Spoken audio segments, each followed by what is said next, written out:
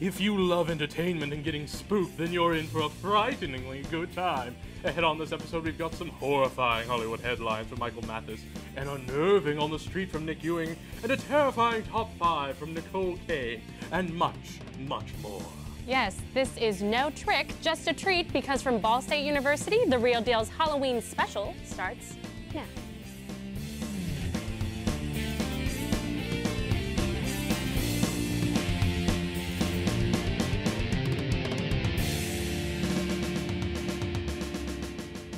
Hello and welcome to The Real Deal, Ball State's one and only entertainment news show. I'm Ramel Tadai. And I'm Aiden Hall, filling in for Connor Fack.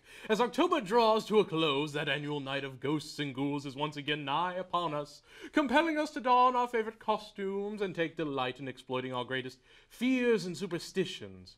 Also, it's pretty fun. Yes, and we always have a fun time making Halloween festive around here, and this episode is dedicated to sharing everything you need to know to get in the spirit too. First, we have another edition of Hollywood Headlines with Michael Mathis. Anything nightmarish in the news this week, Michael? Well, I don't know about nightmares, Ramel, but a dream came true for some when the new Avengers Age of Ultron trailer finally debuted this week. It was an unexpected surprise due to the fact that it arrived a week ahead of schedule, thanks to a leak. It's quite a 2-minute ride, though. Anyone who has been complaining that Marvel Cinematic Universe doesn't take itself too seriously is going to be singing a different tune after this one. All of the original cast reappears for a second round, including some new faces, such as James Spader playing the robotic villain Ultron. We are also introduced to 2 more new characters, including Quicksilver and Scarlet Witch, played by Aaron Taylor Johnson and Elizabeth Olsen. This trailer will leave anyone at the edge of their seats. We will see everything in this trailer, from a Hulk-sized Iron Man suit to Captain America's shield being broken in half. This trailer just shows that this new Marvel movie will easily make history at the box office after an incredible grossing amount of the first Avengers movie. Everyone get ready for May 1st, 2015, because it's going to go down in history. Next, we have a bit of oddity in music world. Let's be honest, anything Taylor Swift touches will automatically go straight to the top of the charts. That's exactly what happened after a Taylor Swift audio clip called Track 3 was accidentally made available to Canadian iTunes users. Some who would purchase the song for $129, though most likely got it because they have their album pre-ordered, only to receive 8 seconds of white noise in return. Still, Track 3 soared to #1 on the iTunes top singles chart in Canada. Apple's iTunes spokesman have yet to respond to Mashable's request for comment about the Track 3 situation, though it appears to have just been a glitch. I guess no one can really stop Taylor Swift. Finally, here's a little Halloween news for everyone. If we learn anything from the Halloween franchise, it's that Michael Myers just won't die. That appears to hold true for the long-running horror series as well, as yet another chapter in the saga is in the works and should be coming to a theater near you in the coming years. After a press conference, Shock Till You Drop was able to interview Malik Akade, the current Halloween series producer, and this is what he had to say. It's been a joy to work with so many creative people. 10 films. We're working on 11 as we speak. We're working on a script right now. A new draft, perfect timing, is supposed to hit the day before Halloween. Hopefully my Halloween night reading will be a good read. Well, there you have it. Get ready to see Michael Myers hit the big screen one more time in the near future for Halloween. I'm Michael Mathis, and these have been your Hollywood Headlines.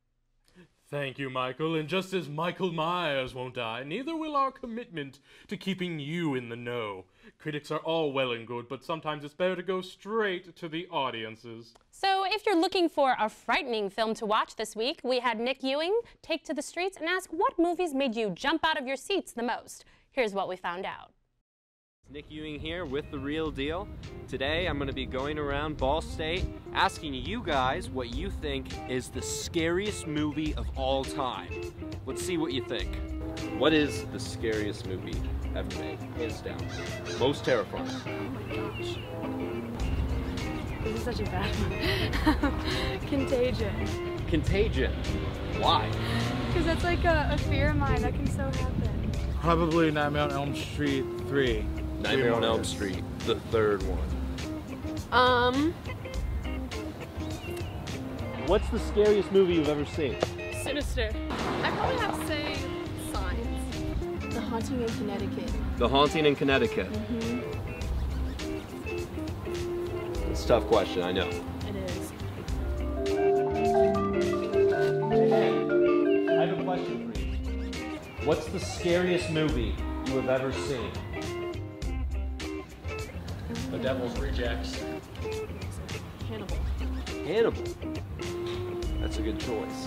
Really good choice. Yeah, that's So I had good. to think about that for. That's a good mix of suspense yeah. and horror. Well, awesome. Well, there you have it. I'd say you guys chose some pretty terrifying movies. I'm Nick Ewing. Back to you. Yikes! Some of those choices are pretty scary. Thanks for the report, Nick. And we don't mean to scare you anymore, but it's already time for our first break.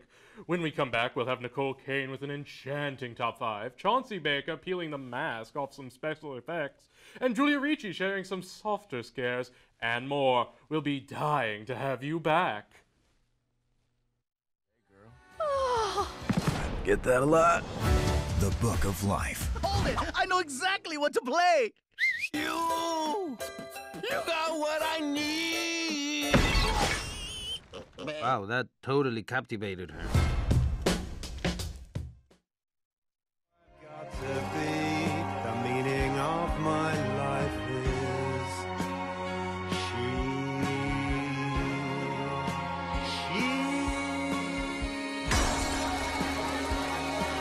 Stay back, everybody, stay back. I did not kill my wife. I am not a murderer. We're still in this fight. Still in this fight. Now.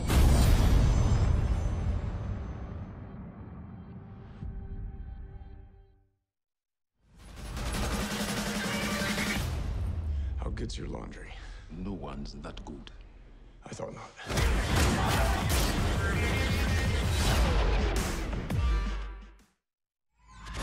Did you kill Debbie? We're done! We're not playing anymore! It's not even real, okay? It's just a game.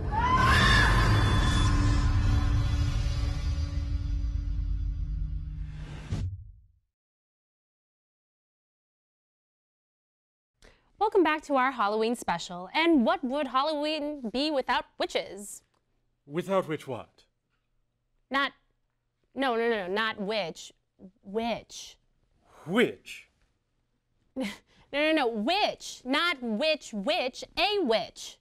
Ramel, we don't have time for your word games. It's time for Nicole's segment on sorceresses. She's counting down her favorite enchantresses in this week's top 5. Nicole? Hey everyone, it's Nicole Koehn bringing you this week's top 5. Now, I know I'm no Aiden Hall, but I'll do my best. First off, happy Halloween, everyone. And for this top 5, we will be talking about my favorite movie witches. Number 5, Winnie Sanderson. Even though I hate the movie Hocus Pocus, I will admit Winnie Sanderson is one great witch. Selfish, intimidating, and cunning, she possesses everything one expects to see in a witch, especially the whole dark twist of kidnapping young children and stealing their youth in order to stay young. Let's just say I would not test my luck against this witch. Number 4, Kiki from Kiki's Delivery Service. This movie has been one of my childhood favorites. It follows the story of Kiki, a young witch who leaves home to hone her craft. The only problem is she doesn't have a talent. It's nice to see a change in which a witch is kind and caring and really just wants to help others with her gift.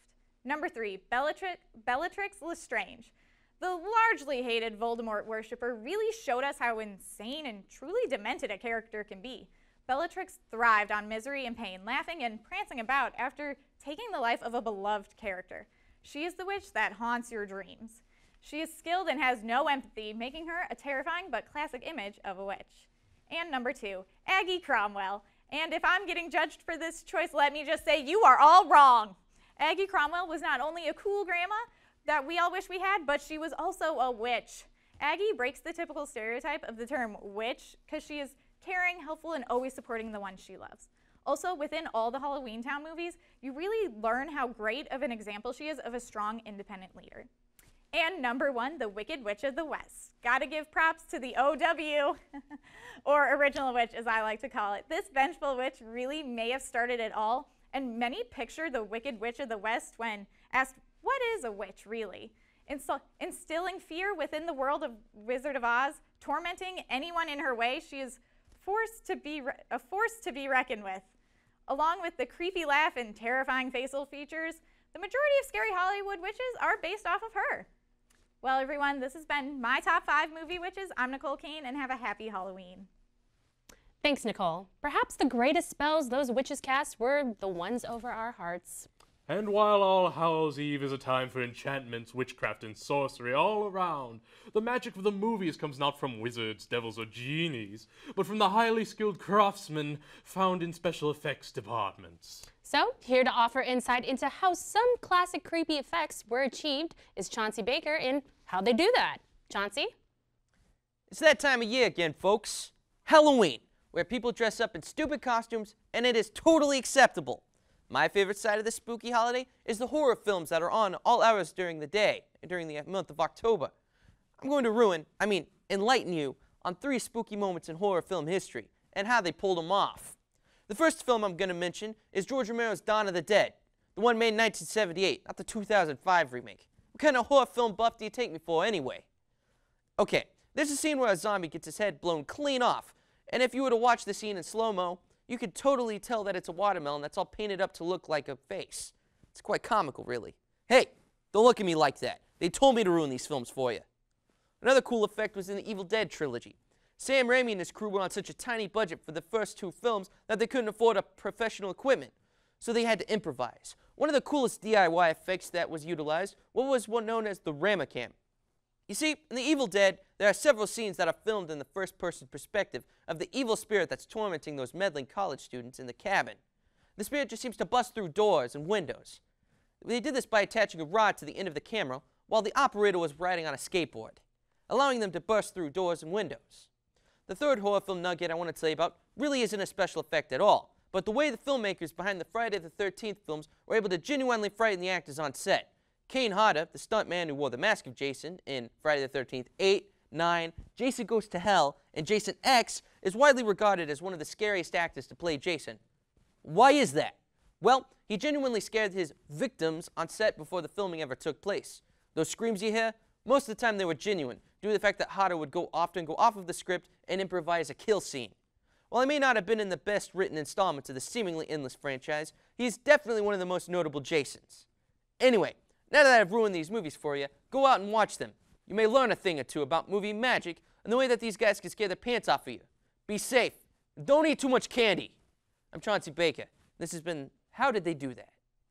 Thanks, Chauncey. I've always wanted to know how to make a realistic exploding head. Ew, you're joking, right? Am I, Ramel? Am I really? Well, jokes aside, it's time for us to take another break. Right after that, we still have Julia Ricci suggesting some milder Fright Nights for kids, Isaac Watley digging up a classic from the vault, plus our final word. Stick around, if you dare. Good evening and welcome back to our Halloween special. As much as we love getting scared out of our skins by creepy crawlies that go bump in the night, gratuitous blood, gore, and psychological terror might not be the best thing for the 12 and under crowd. Nevertheless, Halloween can still be a cherished time for all ages. So whether you're a child yourself or a child at heart, we have Julia Ricci giving us her top 3 kid-friendly spooktacular films in this edition of The Real Deal Suggests. Julia? Cinderella story. Out of nowhere. Oh, thanks guys. As someone who isn't too keen on the usual creepy and gory Halloween fare, my kind of Halloween is all about the fun, with a few spooks here and there. With that, here are my recommendations for some family-friendly films to get you into the Halloween spirit. First up is Wallace and Gromit, Curse of the Were-Rabbit. In this fun take on the werewolf movies, a dynamic duo from across the pond, Wallace and Gromit, sets out to discover the mystery behind the huge, mysterious beast that begins attacking their town's gardens at night, posing a threat to the annual vegetable growing contest. With a talented voice cast that includes Ralph Fiennes and Helena Bonham Carter, The Curse of the Were-Rabbit is a fun claymation caper filled with laughs, surprises, and a few scares, and it's a delight for all ages. My second family-friendly pick is E.T. the Extra-Terrestrial. This Steven Spielberg classic tells the story of a friendly alien who accidentally is left behind on Earth and befriends a 10-year-old boy named Elliot, who helps him contact his home planet so he can reunite with his companions.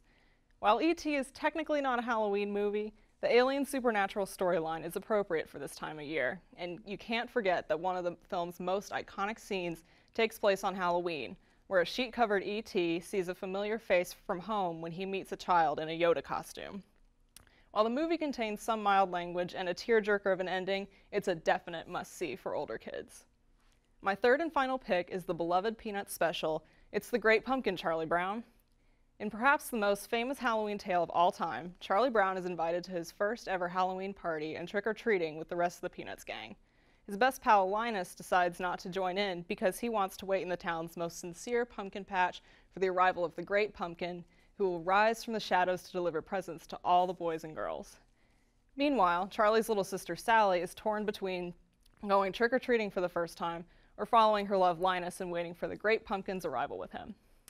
This movie is a Halloween classic for the young and old, and you can catch it on ABC this Thursday, October 30th at 8 p.m. Eastern. And there you have it, my top 3 kid-friendly Halloween movie picks. I'm Julia Ritchie, and it's time for me to hit the links and send it back to Ramel and Aiden.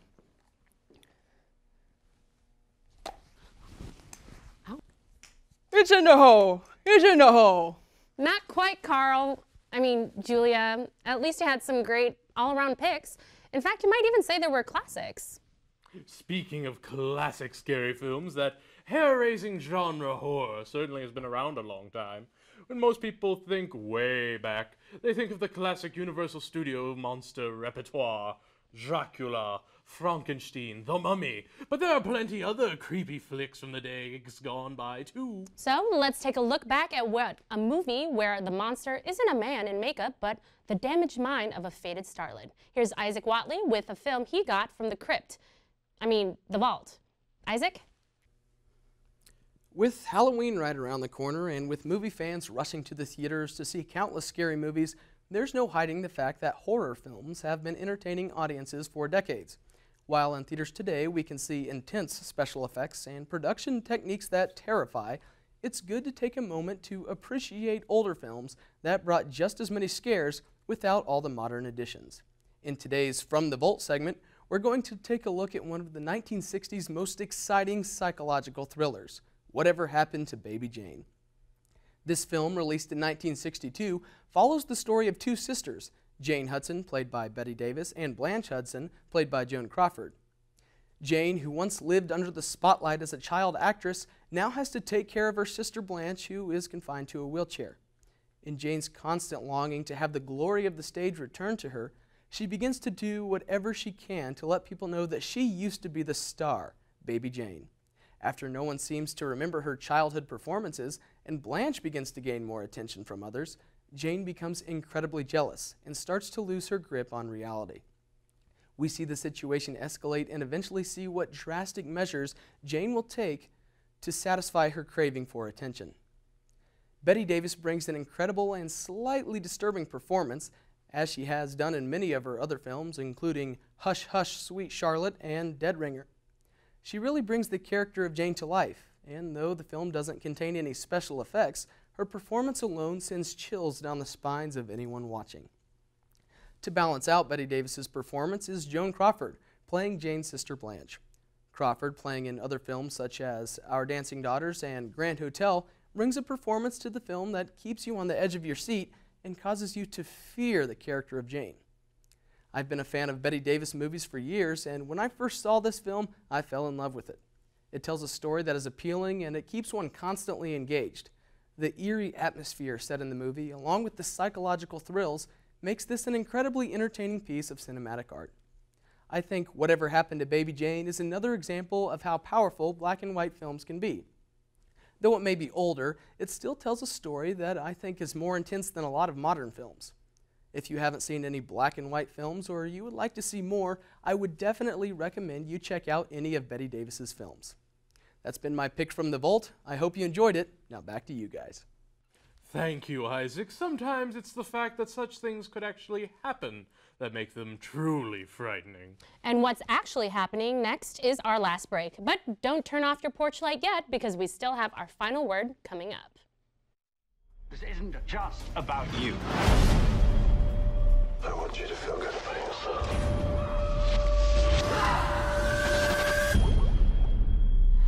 I have to remember.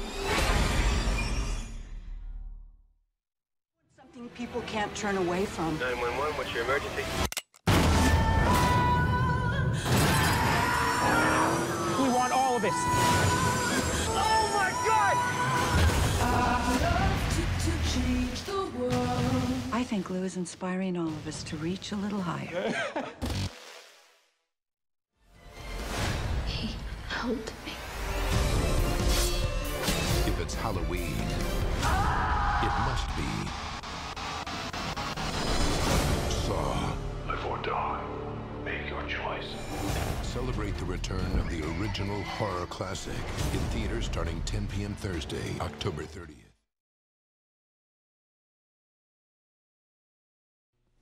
Boo!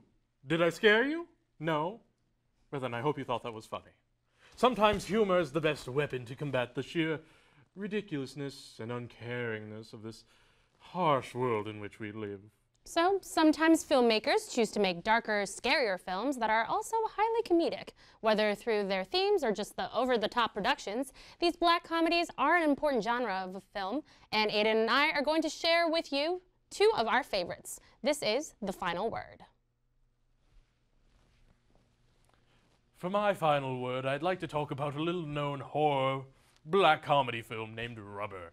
Rubber tells the tale of a psychic killer Tyre as it rolls its way through the desert, killing everyone it encounters and the audience that watches it from afar. This film was created as a satire of old B horror films, and in that respect, it's beautiful. Even in the end, where the Tyre lay dead only to be reincarnated as a tricycle to continue its murderous rampage. The breaking of the fourth wall and the inclusion of the audience makes for a great, not necessarily scary, but just a great bad horror movie.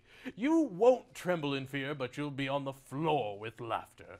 And as for me, my go-to satire horror film would be 2012's The Cabin in the Woods. Directed by Drew Goddard and produced by Joss Whedon, The Cabin in the Woods takes a spin on classic horror film movie tropes and brings it to a deeper level. The film follows a group of teens who travel to an old abandoned cabin in the middle of nowhere, and the basics of sex, drugs, and murder all ensue. However, just as these events would naturally come about in your typical thriller, an organization by the name of The Facility has had the group under surveillance and have been controlling every single move of the group throughout the night. Co-written by Goddard and Whedon, both gentlemen agreed during an interview with Total Film about the decline of the horror film genre. On another level, it's a serious critique of what we love and what we don't love about horror movies. I love being scared. I love that mixture of thrill, of horror, that objectification and identification thing of wanting definitely for the people to be all right, but at the same time, hoping they'll go somewhere dark and face something awful. The things that I don't like are kids acting like idiots, the devolution of the horror movie into torture and into a long series of sadistic comeuppances. And that wraps up the show for this week. And I've got a bat problem to take care of. And I've got to go assemble the Avengers. But be sure to check out our website, Facebook, and Twitter pages for news and updates on all things entertainment. I'm Ramel Tadai.